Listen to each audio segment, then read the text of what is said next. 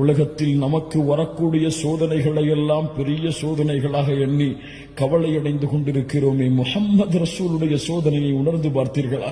பிறக்கும் பொழுதே தந்தை கிடையாது. பிறந்த சில ஆண்டுகளில் தாயுடைய மரணம். யாருடைய வளர்ப்பில் வந்தார்களோ அந்த அபூ தாலிபும் மரணம். யாரை தன்னுடைய உலக வாழ்வில் அதிகமாக நேசித்தார்களோ ஹதீஜா ரலியல்லாஹு அன்ஹா அவர்களுடைய மரணம். பிறக்கின்ற ஆண் குழந்தைகள் எல்லாம் மரணம். பெண் குழந்தைகள் சிலரும் மரணம். சுப்ஹானல்லாஹ். வாழ்கின்ற வாழ்க்கையில் தன்னுடைய உறவுகள், தான் நேசித்த எத்துணை உறவுகளுடைய இழப்புகள் முஹம்மது ரசூலுல்லாஹ் ஸல்லல்லாஹு அலைஹி வஸல்லமுடைய வாழ்வில்.